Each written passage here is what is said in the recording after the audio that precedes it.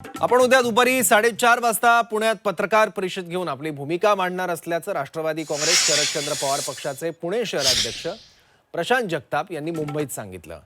मुंबईत येऊन त्यांनी खासदार सुप्रिया सुळे आणि प्रदेशाध्यक्ष श्रीकांत शिंदे यांच्याशी चर्चा केली। मुंबईतील पक्ष कार्यालयात त्यांची सुमारे 3 तास चर्चा झाली। पुण्यात अजित पवारांची आघाडी करू नये अशी भूमिका प्रशांत जगताप यांनी घेतली होती। अन्यथा आपण राष्ट्रवादी काँग्रेस पक्ष शरदचंद्र पवार पक्षाचा राजीनामा देणार असल्याचं त्यांनी आधीच जाहीर केलं। या पार्श्वभूमीवर त्यांच्या आजच्या मुंबईतील बैठकीला महत्त्व प्राप्त झालं होतं। त्यामुळे जगताप उद्या सामोपचाराची भूमिका घेणार की राजीनामा देणार याकडे आता राजकीय वर्तुळाचं लक्ष लागलंय। मान्य सुप्रियाताईंनी जी काय माझ्याशी चर्चा केलेली आहे, मान्य शशिकांत शिंदे साहेबांनी जी चर्चा केली आहे, त्या अनुषंगाने त्याच करता सुप्रियाताई सुळे हे उद्याचा मुंबईतला पूर्वनियोजित दौरा कॅन्सल करून पुण्यासाठी येत आहेत।